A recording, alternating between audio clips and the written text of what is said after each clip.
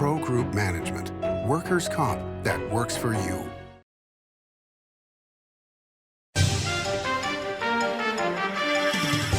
Welcome to Nevada Newsmakers. On the broadcast today, Michelle Romero joins us. She's the mayor of Henderson, Nevada, here for the whole show on an all-new Nevada Newsmakers.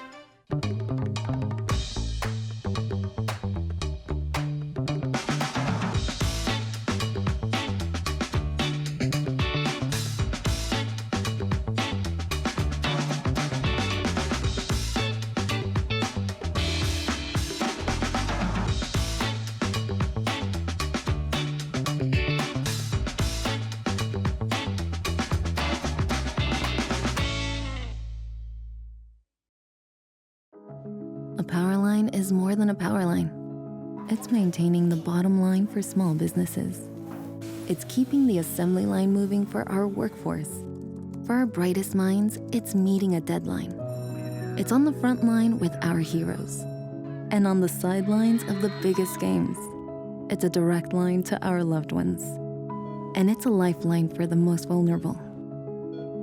There's a lot on the line.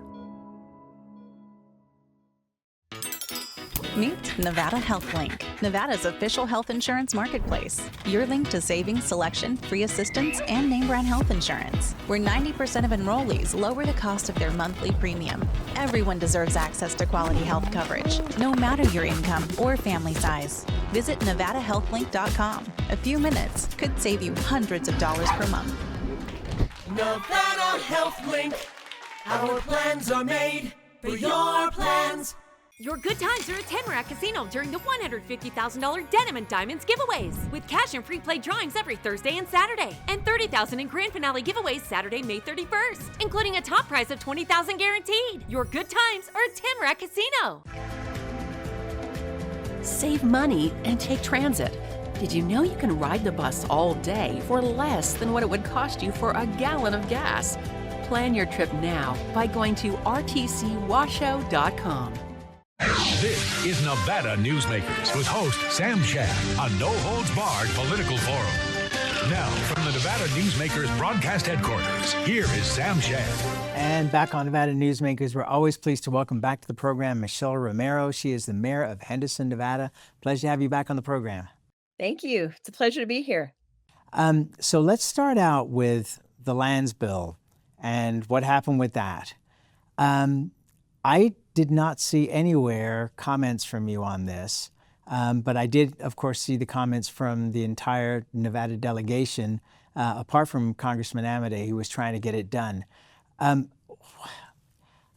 guess the part that evades me, and Dina Titus is going to be on the show later this week, so we'll be able to talk to her about this, but once you're elected, aren't you a representative of all the people in Nevada, rather than we have to have the Northern Nevada person only takes care of Northern Nevada, the Southern? That doesn't make sense to me.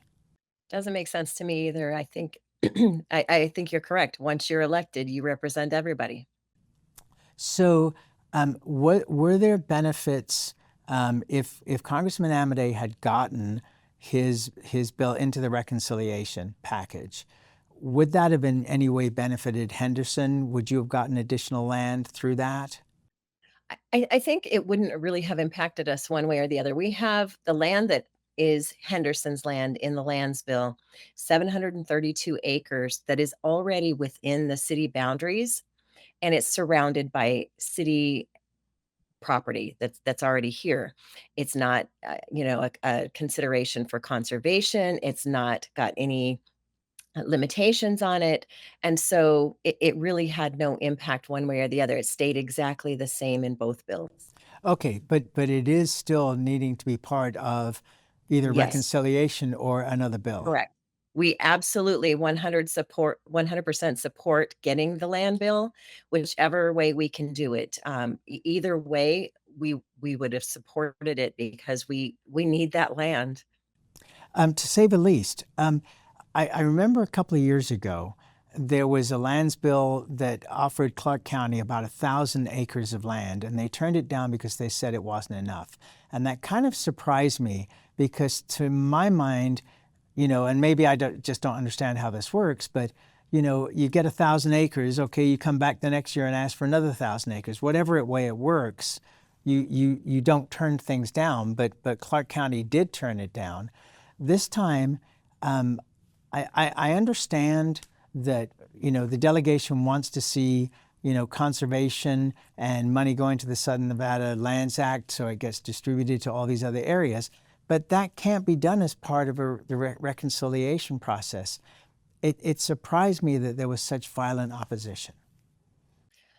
It surprised me also. I think we at the local level tend to look at things nonpartisanly, and whether or not it's just good for the community. And obviously, as you go up through the state and the federal, it gets a little more partisan, and I think they draw lines sometimes where it maybe isn't to the best good of the people, and unfortunately, I think we're there. And so I'm hoping that normally our delegation, all of them work together, and they are phenomenal at getting things through for Nevada. They're always, trying to figure out how to get things across the table for us and represent us. Just like you said, all of us, not just Northern or Southern. They do a very good job of that. In this particular case, I think Senator or Congressman Amodei was just trying to move something forward because it's taken so long for us to get to where we are. With Clark County, I think that may be part of the problem, that it's taken so long just to get this bill across the finish line, that they were concerned if they got this one, that would be it.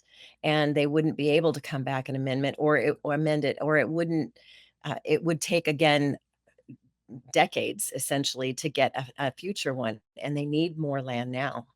Well, we just had the mayor of Sparks on, and he's saying that if they don't get more land within 8 years, they are really in big trouble. They are. That the only way they can go is vertical, and that's much more expensive. And they've got a cost of housing where the median price is $650,000, which for the city of Sparks is unbelievable. It's insane. All right, so there's a couple of things here that are interesting. Congressman Amodei is a Republican, and a solid Republican. He headed up Donald Trump in the first campaign in the state. And when I asked him why, he said, he's the guy that's the top of our ticket. Of course, that's who I'm supporting. And yet, on the last 3 appearances on this program, he has said how much he misses Senator Harry Reid. Again, I think that indicates how well our delegation works together most of the time, regardless of party lines. And they have kind of set a precedent, I think, in kind of opposition to some of the other states that don't do this, where they work together regardless of party lines. They have tried to come together and work and get things through. And I think Harry Reid was able to get things through. And that that would be very helpful right about now, especially with the lands bill. Well, yeah, it's kind of like the difference between a rubber hammer and a sledgehammer. Yes. Senator Reid had that ability. Another thing that Congressman Amodei has brought up on this program is the Southern Nevada Lands Act is 30 years old now and has done a wonderful job of providing the exchange of land for monies that come directly back to Nevada and support all kinds of things from Southern Nevada all the way up to Lake Tahoe. But he says that we're the only one out of 50 states that has something like this, and the other 49 states are not going to go for this. Do you think we're coming to the end, not of what's currently in place, but future bills that do the same kind of things as the Southern Nevada Lands Act? I think we have to look outside the box, because what we have been doing forever, I think you always have to modify your plans with the changing times, and look to the future about how you're going to be able to get things accomplished. And doing the same thing over and over when it's not working is not a good plan. And so we may need to look at whether or not we need to either tweak it or look at other states to see how they're doing things. But again, Nevada is different than everybody else because of the amount of land that's under federal management versus everybody else. There's nobody that comes even close. So in some instances, we do have to be a little bit different. We do have to look at it differently. But I believe there's always an opportunity to modify and to make things better and to look at what's working and expand upon that and look at what's not working and maybe tweak that a little bit so that we can further everything for the better good. You know, one of the things that I've talked about for years, and really, it started with the idea that as Southern Nevada grew in importance, in representation, in our various levels, that if we weren't careful, Reno, Sparks, Washoe County was going to be considered just a tiny town because people in Southern Nevada weren't going to know who we were. I mean, the old joke was that people in Northern Nevada, and I'm talking 30 years ago, but people in Northern Nevada didn't like Las Vegas. People in Las Vegas didn't know where Northern Nevada was.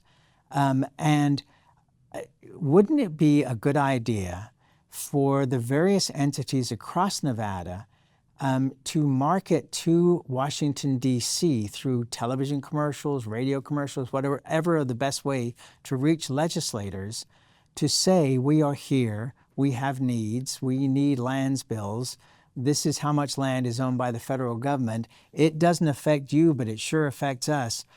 Would you be in favor and maybe put dollars towards, if everybody else was going to do it, towards a marketing campaign to let Washington, D.C. know what our needs are? Because certainly a lot of people buy time on Fox News to be able to let President Trump know what's going on. I think everything should be on the table at this point. We are at a kind of at a crossroads right now where if we don't get something pretty quickly, every single city in the state of Nevada is going to be in trouble as far as lack of lands and lack of ability. We're going to have housing crisis. We're going to have many other problems, and everything should be looked at. And we need to work together. I do that through the Nevada League of Cities. I'm the president of the Nevada League of Cities right now, and we have worked together on numerous other issues. But I believe that we could have a stronger voice together when we're all saying the same thing. And if we're all behind it, I think that has a little bit more power in Washington, and we should pursue it. We need to look at all avenues that would get us the best opportunity to help our delegation do what they're trying to do. And you know, a lot of times there's so many other things going on in the world that this might seem small to everybody else, when to Nevada it's not small at all. And with the backing of the gaming industry, the mining industry, we could certainly, raise funds to be able to do that. Gold is what? I believe so. Well over $3,000 an ounce at this point in time. We've been talking, as I said earlier, with the mayor of Sparks. He's talking about a financial crisis that's coming down the pike as far as taking care of city government and looking at potential increases in taxes. The idea of property taxes going up, I think, is an anathema to most Nevadans over a certain age that remember the Howard Jarvis days and how that transposed itself into Nevada. How is Henderson doing fiscally, and do you see problems in the near or short-term future?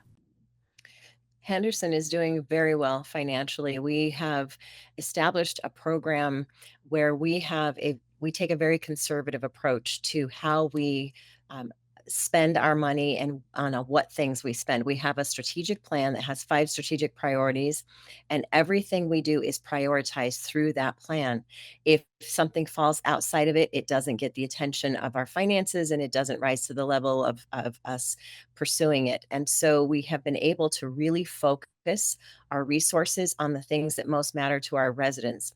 That being said, at the same time, C taxes, which are mostly sales taxes, have been very flat, if not slightly declining, which was kind of in opposition to what was projected in the last fiscal year. And so that has created a deficit. On top of that, we have had legislative changes in the last few years that have had huge impacts on workers' compensation, especially for public safety employees. That has taken Henderson from a contingent liability of $18 million to one of $58 million. Wow.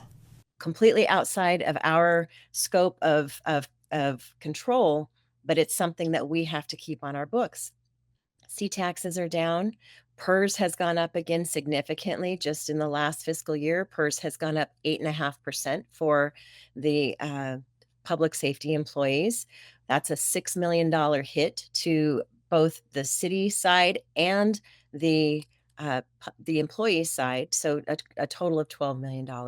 All of those things, when we started this fiscal year, created a deficit of about $10 million.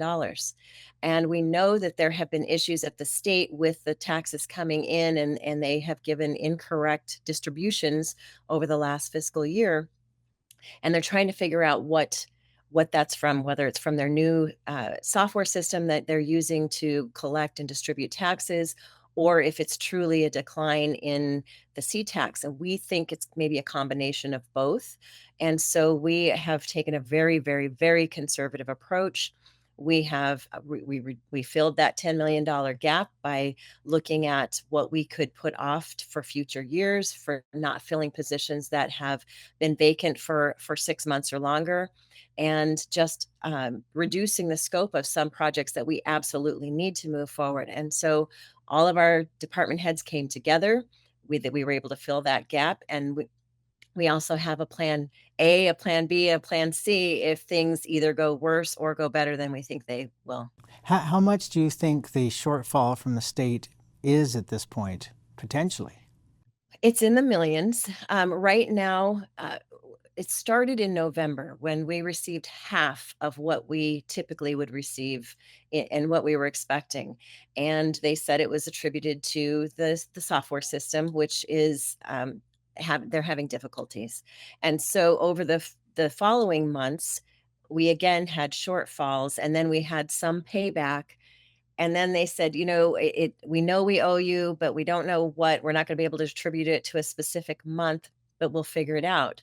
And then the Thursday before we were approving our budget, they came back and said, never mind, it's not the software, it's just downturn. Well, we said, I don't think that's the case. It wasn't a 50% downturn in the economy in November.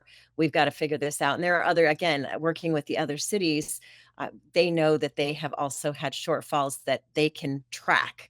And so it's a combination somewhere in there, but it makes it very difficult for us to put together a budget that has any certainty to it, because all the things that we have to use to prepare that budget are kind of in flux right now. So we just took a very conservative approach and moved forward. Okay, and you're talking about the Department of Taxation, correct? Right. Okay. All right, that's kind of stunning. Let's take a break, and we'll come back more with the mayor of Henderson, Nevada, Michelle Romero, after this timeout. The trucking industry is the most resilient link in the supply chain. And for over 90 years, the Nevada Trucking Association has been the voice for the men and women in the trucking industry. From Carson City to Washington, D.C., we advocate for policies to protect our trucking companies and keep commerce flowing. Because Nevada's and America's prosperity is tied to trucks. There's nothing without trucking.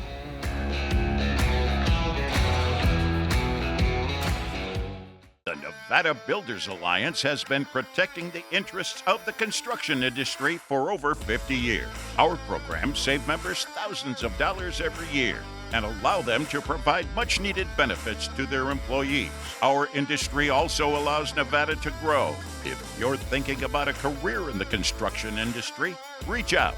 And if you haven't thought of a career in construction, what are you waiting for? We are the Nevada Builders Alliance. Pro Group Management offers workers' comp services to a growing number of industries. As businesses grow and change with the times, the need for a solid workers' comp program must be flexible and up to date. The evolving nature of regulations can make staying ahead of complex tasks challenging. But Pro Group Management simplifies the work so your industry can move forward and succeed. Pro Group Management, workers' comp that works for you. Like a traditional handmade basket, retail is woven into the fabric of life in Nevada. From big box to mom and pop, retail supports our communities in countless ways. Jobs for the disabled, team uniforms for kids, help for the elderly, and so much more. Retail employs over 1 in 10 workers. Retail supports Nevada, and we support retail. RANNV.org. This is Nevada Newsmakers. And back on Nevada Newsmakers, we continue our conversation with Michelle Romero. She is the mayor of Henderson, Nevada, which is the third fastest growing city per capita in the United States. That is a stunning number. How are you accommodating for this growth, and where is it coming from? It's coming from everywhere. The vast majority are coming from California, but we are getting people from everywhere. But really, in the late 90s and the early 2000s, our growth was double-digit growth, and so we had to deal with that year over for many, many years in a row. We were the fastest growing city in the nation, and so we kind of cut our teeth on managing growth. Right now, it's at about 2% a year or lower. That's very manageable for us. That's kind of a big slowdown from what it was in the past. It allows us to be very choosy about who we partner with, the businesses that we bring in. We're able to put infrastructure as development or prior to development happening, and to really plan out strategically how we would like our city to grow. And so we're very good at creating a plan and sticking to that plan and making sure that we tweak it as necessary, but we don't get off track. Do you have the water to be able to manage this, and power? We do. I mean, in Southern Nevada, over the past decade or so, our population has increased by about 700,000 people, not in Henderson, obviously, in the entire Southern Nevada, but our water usage has decreased about 40%. And so the conservation efforts that we're using are working. They are very deliberate, and we are very, very conscious about water usage. We make sure that the businesses we bring in are very respectful of our resources, that they're not overly using. We have incorporated conservation efforts in all of our buildings, in any new development that happens. And so we are constantly making sure that we are doing everything necessary to try to add to our water supply and reduce our water usage. All right, let's take another break and we'll be right back. Welcome to Story County, where history meets innovation, and a pioneering spirit continues to shape our future. At the heart of the Tahoe Reno Industrial Center, we power the future with global leaders in technology and manufacturing, driving progress that reaches far beyond our county lines. From advanced manufacturing to tech innovation, our industries are creating thousands of quality careers, fueling a vibrant economy that benefits every Nevadan. But it's more than just growth. Our community is our foundation, supporting families, empowering local initiatives, and creating a place where everyone belongs. Be part of a legacy built on bold ideas and boundless possibilities. Join us in building a brighter future right here in Story County. Story County, helping build Nevada's future.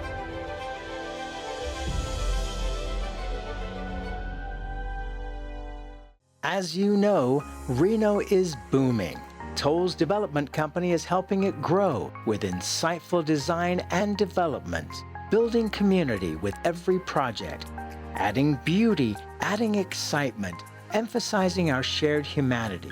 Reno is becoming bigger. Toll's development is helping it become better, more livable, more enjoyable. To learn more, go to tollsdevelopment.com. tollsdevelopment.com. We wouldn't steer you wrong with the gold standard of steaks at Joel's Chop House. Indulge in dry-aged steaks, seafood, Wagyu tomahawks, and great views of the Strip. This is Nevada Newsmakers. And back on Nevada Newsmakers, we continue our conversation with Michelle Romero. She is the mayor of Henderson. I wouldn't be responsible if I didn't bring up the stories, and a lot of the information I've gotten today has come from the Las Vegas Review-Journal. The rift between your colleagues, Kerry Cox and Monica Larson. How is this affecting how the city council operates? It doesn't affect it at all. I think that's a private issue between the two of them that they will handle. This doesn't concern the city. We work on city business, and we stay very focused, and we make sure, just like we said, we're following the strategic plan. The council members work to achieve that plan, and we don't let any outside disturbances affect our ability to do that. You also have a situation where your former police chief, who was fired by the city manager, is running for mayor now. Your thoughts on that?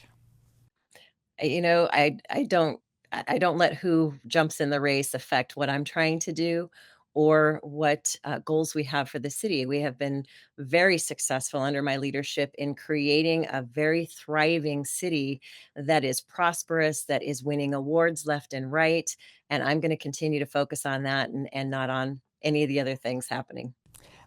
You've got a $160 million project with the 215 widening project. It's going to be 3 years. How much concern do you have over traffic situations on the 215? I have a lot of concern. I mean, we've had construction happening on the 215 for quite some time. We just widened the next section up from the one we're doing now. And it is painful while it's happening, but it is wonderful after it's done. And so I think it's worth the temporary problems to get the end result. And so we have to be able to do that. We've had 95 under construction for quite some time. They're just coming to the end of that construction.